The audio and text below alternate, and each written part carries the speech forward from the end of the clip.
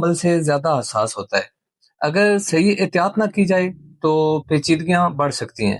جڑواں عمل میں سب سے پہلی اور عام چیز ریگولر چیک اپ ہے۔ ڈاکٹر کے پاس بار بار جانا ضروری ہوتا ہے تاکہ بچوں کی گروتھ صحیح سے مانیٹر کی جا سکے۔ دوسری عام چیز متوازن غذا ہے۔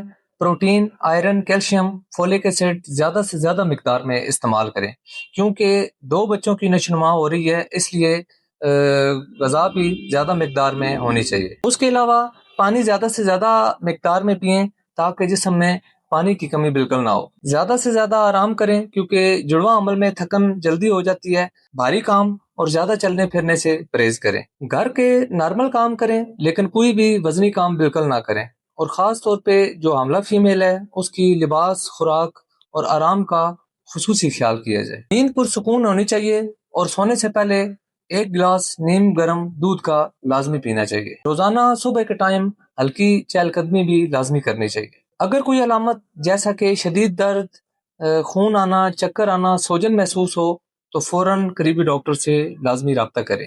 یاد رکھیں، جڑواں عمل میں تھوڑی سی احتیاط آپ کے بچوں کو صحت اور محفوظ بنا سکتی ہے۔ مزید ایسی ویڈیو کے لیے میرے چینل کو لازمی لائک کریں، فالو کریں اور سبسکرائب کریں۔ اللہ حافظ۔